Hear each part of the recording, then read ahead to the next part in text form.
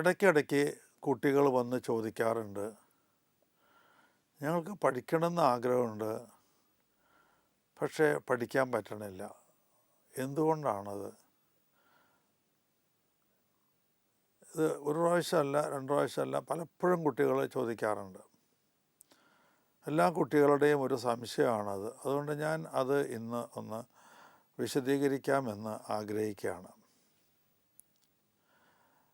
എന്തുകൊണ്ടാണ് നമ്മൾ ആഗ്രഹിക്കുന്ന വിധത്തിൽ പഠിക്കാൻ പറ്റാത്തത്?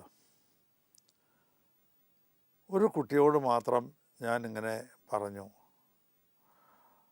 മോനെ, ഇത് പൗലോസ്ലിയായ്ക്ക് ഉണ്ടായ ഒരു അവസ്ഥയാണ്.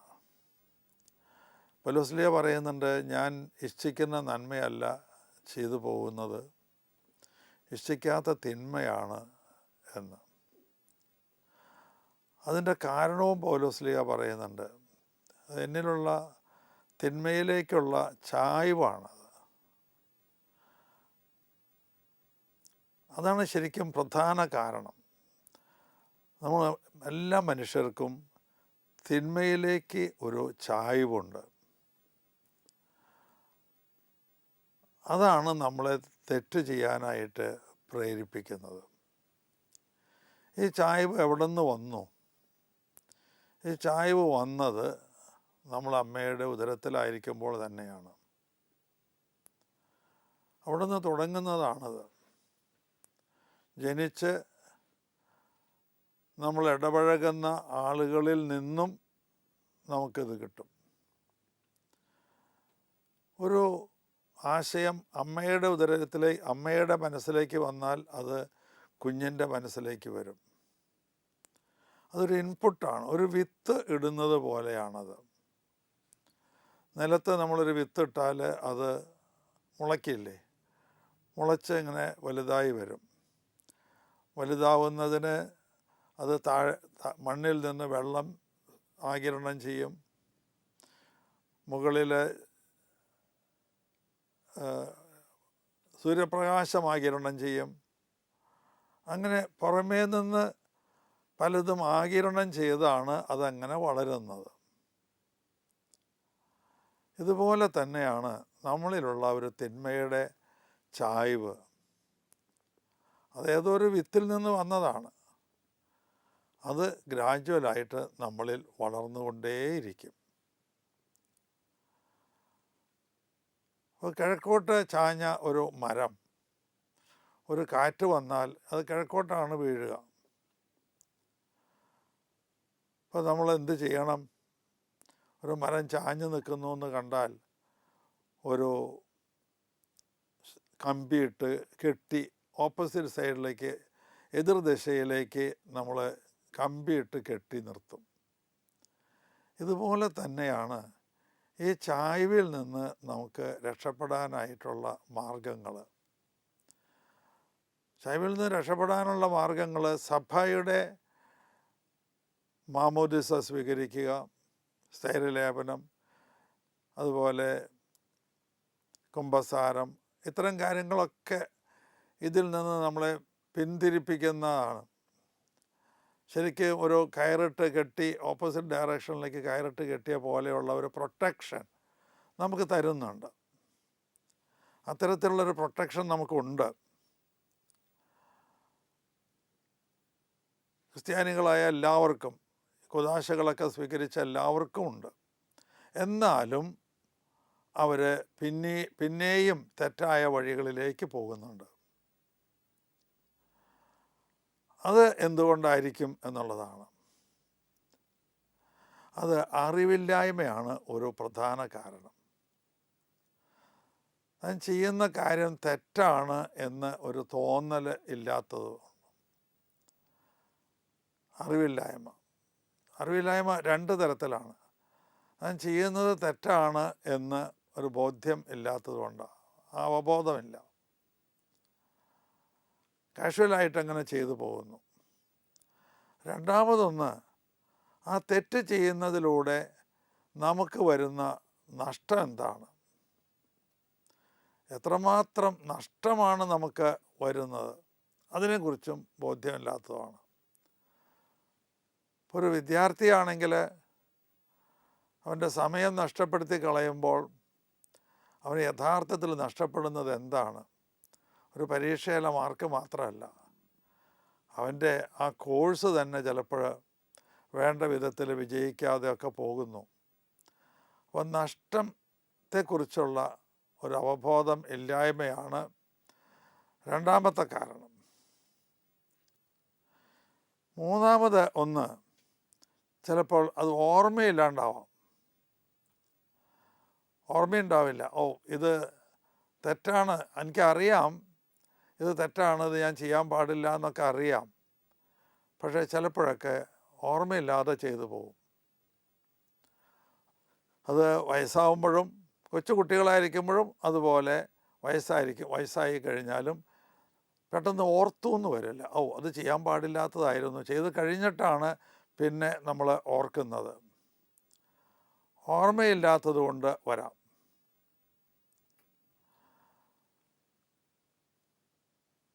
വേറെ ഒരു കാരണം സാഹചര്യങ്ങളാണ്. സാഹചര്യങ്ങളിൽ ചെന്ന് പെട്ട് തെറ്റുകളെ ചെന്ന് വീഴുന്ന ഒരവസ്ഥയാണ്. ഒരുപക്ഷെ നാട്ടിൻപുറത്ത് പഠിച്ചൊരു കുട്ടിയാണ്, അല്ലെങ്കിൽ വീട്ടിൽ നിന്ന് പഠിച്ച കുട്ടിയാണ്, വലിയ തെറ്റുകളൊന്നും ചെയ്തിട്ടില്ല. അവൻ ഉപരിവിദ്യാഭ്യാസത്തിനായിട്ട് വേറെ എവിടെയെങ്കിലും പോവുകയാണ്. അവിടെ ഒരു പക്ഷേ ഹോസ്റ്റലിൽ താമസിക്കുന്നുണ്ടാവാം. അപ്പോൾ ഹോസ്റ്റലിൽ ചെന്ന് പെട്ട് കഴിയുമ്പോൾ പുതിയൊരു സാഹചര്യമായി. മാതാപിതാക്കളുടെ ഒബ്സർവേഷൻ, നേരിട്ടുള്ള ഒബ്സർവേഷൻ ഇല്ല. ആഴ്ചയിലൊരിക്കലോ മാസത്തിലൊരിക്കലോ ഒക്കെയാണ് അവർ കാണുന്നത്. ഫോൺ വിളിയിലൊക്കെ ഉണ്ടാവാം. എന്നാലും പുതിയൊരു സാഹചര്യമാണ്. അവിടെ തെറ്റായ കൂട്ടുകെട്ടുകളിലൊക്കെ ചെന്ന് പെടും. ആ തെറ്റായ കൂട്ടുകെട്ടുകളിൽ ചെന്ന് പെടുമ്പോൾ അവന് അതറിയുന്നില്ല ഇത് തെറ്റായ കൂട്ടുകെട്ടാണ് എന്ന്. ഒരുപക്ഷെ അവൻ അറിഞ്ഞാലും അവൻ ചിലപ്പോൾ അത് ഓർക്കാതെ ചെയ്തു പോയി എന്ന് വരാം. ക്ലാസ്സിലിരുന്ന് പടം വരയ്ക്കുന്ന ഒരു കുട്ടിയുടെ അടുത്തിരിക്കുന്ന ആൾ, അവൻ പെട്ടെന്ന് അവനും വരച്ചു പോകും. പുസ്തകത്തിലോ അല്ലെങ്കിൽ ഡെസ്കിലോ ഒക്കെ വരച്ചു പോകും. അപ്പം അവനൊന്നും ശ്രദ്ധിക്കുന്നില്ല. അതൊക്കെ തെറ്റാണെന്നുള്ള ഒരു ബോധ്യം ഉണ്ടാവണില്ല. എനിക്ക് വലിയ നഷ്ടം വരുന്നു എന്നുള്ള ബോധ്യവും ഉണ്ടാകുന്നില്ല. അപ്പോൾ സാഹചര്യങ്ങളുടെ ഒരു ഇൻഫ്ലുവൻസ് അത് നമ്മളറിയാതെ വരുന്നതാണ്. അതുപോലെ തന്നെയാണ് സാഹചര്യങ്ങളെപ്പോലെ തന്നെയാണ് മറ്റുള്ളവരുടെ പ്രേരണ. മറ്റുള്ളവരെ പ്രേരിപ്പിക്കുകയാണ്. അത് ഒരു പക്ഷെ ബോധപൂർവം ചെയ്യുന്നതായിരിക്കും. അവൻ നോക്കിയിട്ടുണ്ടാവും, അവൻ പരീക്ഷയിൽ നല്ല മാർക്കൊക്കെ മേടിക്കുന്നുണ്ടല്ലോ, ഇവനെങ്ങനെ പോണ്ട. അവനെ വളരെ പൈശാചികമായ ഒരു മനസ്സുള്ളൊരു കുട്ടിയായിരിക്കാം അത്. അസൂയ അവൻ്റെ മനസ്സിൽ ഉടലെടുക്കുകയാണ്. അവൻ എങ്ങനെയെങ്കിലും അവനെ വീഴ്ത്തണം എന്ന് വിചാരിച്ച് അവന് പ്രേരണ കൊടുക്കുകയാണ്. പലപ്പോഴും സംഭവിക്കുന്നത് ഇങ്ങനെയാണ്.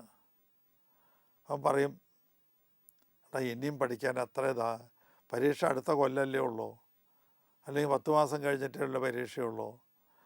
നീ 10ാം ക്ലാസ്സിൽ പഠിച്ചപ്പോൾ അവസാനത്തെ 1.5 മാസം കൊണ്ടല്ലേ നന്നായി പഠിച്ച് ഇത്രയും വലിയ മാർക്കൊക്കെ മേടിച്ച്, ഇനി ഇഷ്ടംപോലെ സമയമുണ്ട്, തൽക്കാലം നമുക്കൊന്ന് സന്തോഷിക്കാം. അപ്പം അവന് പെട്ടെന്ന് തോന്നി അത് ശരിയാണല്ലോ എന്ന്. അങ്ങനെ 1 മാസം 2 മാസം കഴിഞ്ഞു, സമയം മുഴുവൻ ഉഴപ്പിക്കളഞ്ഞു. പഠിക്കാനായിട്ട് പിന്നെ ശ്രമിച്ചാൽ തന്നെ പറ്റാത്തൊരവസ്ഥ വരും. ചിലപ്പോൾ പക്ഷേ മൊബൈൽ ഇതുവരെ ഉണ്ടായിരുന്നില്ലാത്തൊരു കുട്ടിയാവാം. മാതാപിതാക്കൾ വളരെ ശ്രദ്ധയോടുകൂടി മൊബൈലൊന്നും കൊടുത്തു വിട്ടിട്ടില്ല. അവൻ വേറൊരു ഫ്രണ്ടിൻ്റെ ഒരു മൊബൈൽ വാങ്ങിച്ച് നോക്കി. ഞാനിതൊക്കെ ഹോസ്റ്റലുകളിൽ സാധാരണ കാണുന്നതാണ്, അതുകൊണ്ടാണത് പറയുന്നത്. അതിൽ പതുക്കെ ഇൻവോൾവായി. ഈ മൊബൈലുള്ള കുട്ടി ഇവനെ കേടുവരുത്തണമെന്ന് ആഗ്രഹിക്കുന്നുവെങ്കിൽ അവനെ ഫ്രീ ആയിട്ട് യൂസ് ചെയ്യാനായിട്ട് കൊടുത്തു. അപ്പോൾ അതിൽ പല പടങ്ങൾ ഇതൊക്കെ അവൻ കണ്ടു, മെസ്സേജുകളൊന്നും അവന് അങ്ങനെ അങ്ങനെ അങ്ങനെ അങ്ങനെ കുറേ വഴികളിലൂടെ അവൻ വ്യാപരിക്കും. ഇതൊക്കെ തെറ്റായ വഴികളായിരിക്കുകയും ചെയ്യും.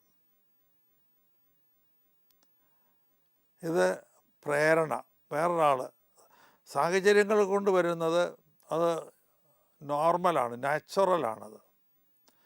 അപ്പോൾ അവരെന്ത് ചെയ്യണം? അത്തരം സാഹചര്യങ്ങളെ ഒഴിവാക്കണം. പ്രേരണ എന്ന് പറയുന്നത് വേറൊരാൾ ബോധപൂർവം തരുന്ന ഒരു ഇൻപുട്ടാണ്. അത് മനസ്സിലാക്കി തിരിച്ചു വരാനായിട്ട് അത് അല്ലെങ്കിൽ ഉപേക്ഷിക്കാനായിട്ടുള്ള വിവേകം ഉണ്ടാവണം. ഈ വിവേകമാണ് പലർക്കും ഇല്ലാതിരിക്കുന്നത്. അതുകൊണ്ട് ഞാൻ കുട്ടികളോട് പറയും, കുട്ടികളോട് മാത്രമല്ല എല്ലാവരോടും പറയും, സോളമൻ അന്ന് പ്രാർത്ഥിച്ചതുപോലെ പ്രാർത്ഥിക്കുക. അത് എങ്ങനെയാണ് പ്രാർത്ഥിക്കേണ്ടത്? സോളമൻ പ്രാർത്ഥിച്ചു. സോളമനോട് ദൈവം പ്രത്യക്ഷപ്പെട്ട് ചോദിച്ചു, നിനക്ക് എന്ത് വരമാണ് വേണ്ടത്? അപ്പം സോളമൻ പറഞ്ഞത് ഇതാണ്, ഈ മഹാജനത്തെ ഭരിക്കാൻ ആർക്ക് കഴിയും? അതുകൊണ്ട് നന്മയും തിന്മയും വിവേചിച്ചറിഞ്ഞ് ഇവർക്ക് വേണ്ടതായ കാര്യങ്ങൾ ചെയ്തു കൊടുക്കാനുള്ള വിവേകം എനിക്ക് നൽകണമേ എന്ന്. പ്രാർത്ഥനയെക്കുറിച്ച് ഞാൻ ഇനിയും വരാം, പക്ഷേ സാന്ദർഭികമായിട്ട് പറഞ്ഞു എന്ന് മാത്രമേ ഉള്ളൂ. ഇത് എല്ലാ ദിവസവും കുട്ടികൾ കുട്ടികൾ എന്നല്ല എല്ലാവരും, ഞാനൊക്കെ എന്നും പ്രാർത്ഥിക്കുന്നതാണ് ആ വാചകം. നമുക്ക് എന്തെല്ലാം കാര്യങ്ങൾ ചെയ്യാനുണ്ട്. ഒരു ദിവസം നേരം വെളുത്താൽ വൈകുന്നേരം ആവുന്നത് വരെ എത്രയോ കാര്യങ്ങളുണ്ട്. ഒരു അഡ്മിനിസ്ട്രേറ്റീവ് ലെവലിലിരിക്കുന്ന ഒരാൾക്ക് എത്രയോ കാര്യങ്ങൾ നോക്കാനുണ്ട്. ഒരു അധ്യാപകന് എത്രയോ വിദ്യാർത്ഥികളുടെ കാര്യം നോക്കാനുണ്ട്. ഒരു അപ്പന് വീട്ടിലെ മക്കളുടെ ഭാര്യയുടെ എല്ലാം കാര്യങ്ങൾ നോക്കാനുണ്ട്. അതൊക്കെ ചെയ്യാനുള്ള വിവേകത്തിന് വേണ്ടി പ്രാർത്ഥിക്കണം. അത് എന്നും രാവിലെ ചെയ്യേണ്ട ഒരു കാര്യമാണ്. ഈ മഹാജനത്തെ ഭരിക്കാൻ ആർക്ക് കഴിയും? അതുകൊണ്ട് നന്മയും തിന്മയും തിരിച്ചറിഞ്ഞ് ഇവരെ ഭരിക്കാനുള്ള വിവേകം എനിക്ക് നൽകണമേ. ഒരു അധ്യാപകൻ കൃത്യമായി പ്രാർത്ഥിക്കേണ്ട ഒന്നാണ്. എന്താ കാരണം എന്നറിയാമോ? ഈ ലോകത്തിൽ എത്രമാത്രം ക്വസ്റ്റ്യൻസാണ്. ഈ പരീക്ഷയ്ക്ക് വരുന്ന ചോദ്യം പഠിപ്പിക്കാതെ 1000 ക്വസ്റ്റ്യൻ പഠിപ്പിച്ചിട്ട് എന്താ കാര്യം? ഒരാൾ ആകെ 10 ചോദ്യം പഠിപ്പിച്ചുള്ളൂ.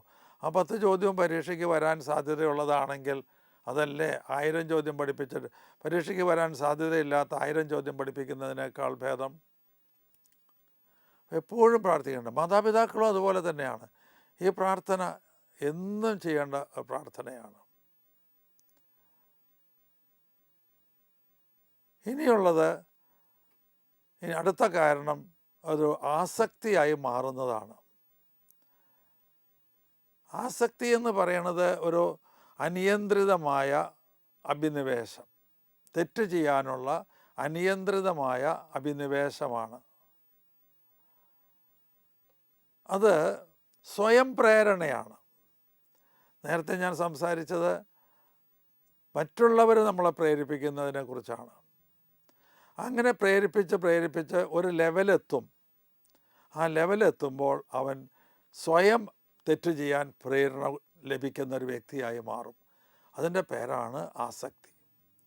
ഒരു തെറ്റായ കാര്യം ചെയ്യാനുള്ള അനിയന്ത്രിതമായ ആഗ്രഹം. അത് നമ്മളിൽ കൊണ്ടുവരുന്നത് നമ്മളിലുള്ള തിന്മ തന്നെയാണ്. പൗലോസ്ലീഹ പറഞ്ഞതുപോലെ ആസക്തി ആയി മാറുകയാണ്. ആസക്തിയായി മാറിയാലും അവന് ഇടയ്ക്കിടയ്ക്ക് ഒരു സുബോധം വരും. എന്തെന്നാണ്?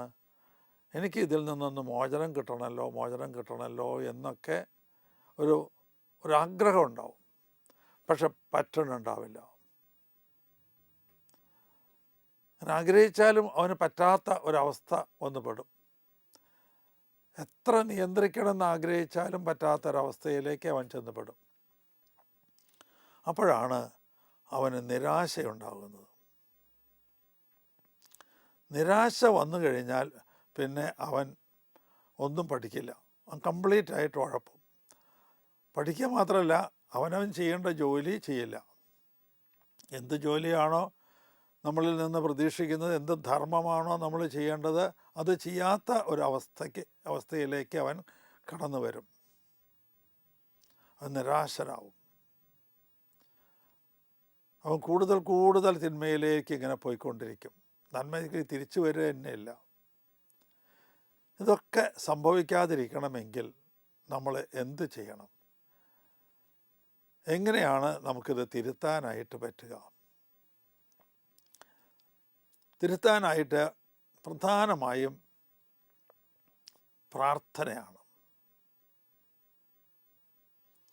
യേശു പറയുന്നൊരു പിശാചിനെ പുറത്താക്കിയ അവസരത്തിൽ ശിഷ്യന്മാർ ചെന്ന് ചോദിക്കുന്നുണ്ട്, എന്തുകൊണ്ടാണ് ഞങ്ങൾക്ക് ആ പിശാചിനെ പുറത്താക്കാൻ പറ്റാതിരുന്നത്? യേശു ആ പിശാചിനെ പുറത്താക്കി. വീട്ടിൽ ചെന്നപ്പോൾ ഒരു സ്വകാര്യമായിട്ട് ചോദിക്കുകയാണ്, ഞങ്ങൾക്ക് എന്തുകൊണ്ടാണ് പറ്റാതിരുന്നേ? അപ്പോൾ യേശു കൃത്യമായി മറുപടി പറയുന്നുണ്ട്, പ്രാർത്ഥന കൊണ്ടല്ലാതെ ഈ വർഗം പുറത്തു പോവുകയില്ല എന്ന്. കൃത്യമായി പ്രാർത്ഥിക്കണം. നേരത്തെ ഞാൻ സോളമൻ്റെ പ്രാർത്ഥനയെക്കുറിച്ച് പറഞ്ഞു. അത് ജനറലായിട്ട് നമ്മൾ ചെയ്യേണ്ട പ്രാർത്ഥനയാണ്. ഏത് ജീവിത അവസ്ഥയിലുള്ള വ്യക്തിയാണെങ്കിലും സാധാരണ നിലയിൽ ചെയ്യേണ്ട പ്രാർത്ഥന. ഇതങ്ങനെയല്ല. ഏതെങ്കിലും ഒരു തിന്മ നമ്മളിൽ നിന്ന് വിട്ടുപോകണം എന്ന് നമ്മൾ ആഗ്രഹിക്കുന്നുവെങ്കിൽ ആ തിന്മയെ ലക്ഷ്യം വെച്ച് നമ്മൾ പ്രാർത്ഥിക്കണം. അത് നിയോഗം വെച്ച് പ്രാർത്ഥിക്കണം. ആ നിയോഗം വെച്ച് പ്രാർത്ഥിക്കുമ്പോൾ നമ്മൾക്ക് അതിൽ നിന്ന് മോചനം കിട്ടാനായിട്ട് സാധിക്കും. അതുപോലെ യേശുവിന് പരീക്ഷണങ്ങളുണ്ടായപ്പോൾ യേശു ആ പിശാചിൻ്റെ പരീക്ഷണങ്ങളിൽ അതിജീവിച്ചത് എങ്ങനെയാണ് എന്ന് നമ്മൾ വായിച്ചറിഞ്ഞിട്ടുണ്ട്. വചനങ്ങൾ ഉപയോഗിച്ചാണ്. പിശാചിനെ അകറ്റി നിർത്തിയത് വചനങ്ങൾ ഉപയോഗിച്ചാണ്. അതുകൊണ്ട് ഞാൻ പറയും, വചനങ്ങൾ വായിക്കണം. എന്നും എല്ലാ ദിവസവും വചനങ്ങൾ വായിക്കണം. വായിക്കുക എന്ന് പറയുമ്പോൾ വായിക്കുകയും അതേക്കുറിച്ച് ധ്യാനിക്കുകയും ഒക്കെ ചെയ്യണം. അങ്ങനെ വായിക്കുമ്പോൾ വചനങ്ങളിൽ അഭിലാഷമർപ്പിക്കുകയും ഒക്കെ ചെയ്യുമ്പോൾ അവന് ജ്ഞാനം ലഭിക്കുന്നു എന്നാണ് ജ്ഞാനത്തിൻ്റെ പുസ്തകത്തിൽ പറയുന്നത്. ജ്ഞാനം എന്ന് പറയുന്നത് വിസ്ഡം, എന്ത് ചെയ്യണം, എപ്പോൾ ചെയ്യണം, എങ്ങനെ ചെയ്യണം എന്നൊക്കെയുള്ള തിരിച്ചറിവാണ് ഈ ജ്ഞാനം എന്ന് പറയുന്നത്. അപ്പം അതിനു വേണ്ടി പ്രാർത്ഥിച്ചാൽ നമുക്ക് ചെയ്യേണ്ട സമയത്ത് ചെയ്യേണ്ടതുപോലെ ചെയ്യാനായിട്ട് കഴിയും. സ്വയമായി തിരുത്താൻ പറ്റാത്ത തിന്മകൾ ഉള്ള വ്യക്തികൾ ജ്ഞാനത്തിൻ്റെ പുസ്തകം വായിക്കണമെന്ന് ഞാൻ പറയും. 6, 7, 8 അധ്യായങ്ങൾ. ഈ 3 അധ്യായങ്ങളും കൂടി വായിക്കാൻ 10 മിനിറ്റ് വേണ്ടു. ഈ തിന്മകളെല്ലാം നമ്മളെ അലോസരപ്പെടുത്തുന്നുണ്ടെങ്കിൽ, അവയുടെ മേലെ നമുക്ക് കൺട്രോളില്ല എങ്കിൽ നമ്മൾ ചെയ്യേണ്ട കാര്യം ഇതാണ്. ജ്ഞാനത്തിൻ്റെ പുസ്തകം 6, 7, 8 അധ്യായങ്ങൾ അതിരാവിലെ എഴുന്നേറ്റ് ഒന്ന് വായിക്കുക. രാവിലെ എഴുന്നേറ്റ് അന്നേ ദിവസം മുഴുവൻ നിങ്ങളുടെ കൺട്രോളിലായിരിക്കും. കാരണം ജ്ഞാനം നിങ്ങളിൽ വന്ന് നിറയും. ജ്ഞാനമെന്ന് പറയുന്നത് വാസ്തവത്തിൽ പരിശുദ്ധാത്മാവ് തന്നെയാണ്. നമ്മൾ പ്രാർത്ഥിക്കാറില്ലേ, ബോധജ്ഞാനത്തിൻ്റെ സിംഹാസനമേ എന്ന് പരിശുദ്ധാത്മാവിനെ അഭിസംബോധന ചെയ്യാറില്ലേ? അപ്പം ഈ ജ്ഞാനം ലഭിക്കുമ്പോൾ പരിശുദ്ധാത്മാവിൻ്റെ പൂർണ്ണ കൺട്രോളിലാവും നമ്മൾ. അപ്പം നമ്മൾ തിന്മയൊന്നും ചെയ്യില്ല. അപ്പോൾ വചനം വായിക്കുക. അതുപോലെ തന്നെ നിങ്ങൾ ഭക്തിയുള്ളവരായി മാറുക. ഭക്തിയുള്ളവരായി മാറുമ്പോൾ എന്താണ് സംഭവിക്കുന്നതെന്ന് പറയാം. നിങ്ങൾ ഒരുപക്ഷെ പറയും ഭക്തി എന്നൊക്കെ പറയണത് യുക്തിക്ക് നിരക്കാത്തതാണെന്നൊക്കെ. ഇപ്പോഴൊക്കെ ആർക്കെങ്കിലും ഭക്തി ഉണ്ടാവുമോ എന്നൊക്കെ തെറ്റായ ചിന്താഗതിയാണ്. ഇപ്പോൾ ഒരു ഉദാഹരണം പറയാം. ഗാന്ധിജിയോട് ഭക്തി ഉണ്ടാവുക എന്ന് പറഞ്ഞാൽ ഗാന്ധിജിയെ നമ്മൾ റോൾ മോഡലായിട്ട് സ്വീകരിക്കുകയാണ് ചെയ്യുന്നത്. അതാണ് ഗാന്ധിജിയോട് ഭക്തി ഉണ്ടാവുക എന്ന് പറയുമ്പോൾ. ഗാന്ധിജിയുടെ റോൾ മോഡൽ സ്വീകരിക്കുന്നു. ഇവിടെ അന്തോണീസ് ഉണ്ണിവാളിനോട് ഭക്തിയുള്ള ഒരു വ്യക്തി എന്ന് പറയുമ്പോൾ അന്തോണീസ് ഉണ്ണിവാളിനെ നമ്മൾ റോൾ മോഡലായിട്ട് വെക്കുകയാണ്. അന്തോണീസ് ഉണ്ണിവാളിനെ റോൾ മോഡലാക്കി വെച്ചാൽ തീർച്ചയായിട്ടും നമുക്ക് യേശുവിൻ്റെ അടുത്ത് എത്താനും അങ്ങനെ രക്ഷ പ്രാപിക്കാനും കഴിയും. അന്തോണീസ് ഉണ്ണിവാളൻ യേശുവിലേക്ക് നടന്നെത്തിയ ആളാണ്. അതുപോലെ മറിയത്തെ, പരിശുദ്ധ കന്യക മറിയത്തെ റോൾ മോഡലായിട്ട് വയ്ക്കാം. അവരുടെ ഭക്തി ഉണ്ടാവും. ഈ ഭക്തി എന്ന് പറയുന്നത് ഞാൻ നേരത്തെ സൂചിപ്പിച്ചതുപോലെ യുക്തിക്ക് നിരക്കാത്തതാണെങ്കിലും അത് നമുക്ക് ഒരുപാട് മുക്തി നേടിത്തരുന്നതാണ്. മുക്തി എന്ന് പറഞ്ഞ മോചനം. എന്തിൽ നിന്ന്? തിന്മയിൽ നിന്നുള്ള മോചനം ലഭിക്കാനാണ് നമ്മൾ ഭക്തിയുള്ളവരായി മാറുന്നത്. തിന്മയിൽ നിന്നുള്ള മോചനം ലഭിക്കുമ്പോൾ നമ്മൾ ഓട്ടോമാറ്റിക്കായിട്ട് നമ്മൾ എന്തു ചെയ്യും? യേശുവിൻ്റെ അടുത്തേക്ക് നമ്മൾ പോകുന്നവരായിരിക്കും. അങ്ങനെ യേശുവിനോട് ചേർന്ന് വ്യാപരിക്കുമ്പോൾ നമുക്ക് തെറ്റുകളൊന്നും പറ്റുകയില്ല. യേശുവിനോട് ചേർന്ന് വ്യാപരിക്കുമ്പോൾ പലപ്പോഴും നമ്മൾ യേശുവിൽ നിന്ന് അകന്നു പോകുന്നത് വഴിയാണ് പല തെറ്റുകളും നമ്മളിലേക്ക് കടന്നു വരുന്നത്. ഞാൻ മുമ്പ് സൂചിപ്പിച്ചിട്ടുള്ള ഒരു സംഭവം, ടൈംസ് എന്ന് പറയുന്ന പത്രം 2ാം ലോക മഹായുദ്ധം കഴിഞ്ഞപ്പോൾ ഇങ്ങനെ ഒരു അഡ്വർടൈസ്മെൻറ്റ് ചെയ്തു. ഇനി ഒരു ലോകമഹായുദ്ധം ഇല്ലാതിരിക്കാൻ എന്ത് ചെയ്യണം? ഏറ്റവും നല്ല സജഷന് $1 കോടി, $1,00,000 സമ്മാനമായിട്ട് പ്രഖ്യാപിച്ചു. പല നിർദ്ദേശങ്ങളും വന്നു. പക്ഷേ സമ്മാനം കിട്ടിയ നിർദ്ദേശത്തിൽ 2 വാക്ക് മാത്രമേ ഉണ്ടായിരുന്നുള്ളൂ. അത് വേറെ ഒന്നുമല്ല, ട്രൈ ജീസസ്. യേശുവിനെ പരീക്ഷിച്ച് നോക്കുക. അവർക്കാണ് 1ാം സമ്മാനം കിട്ടിയത്.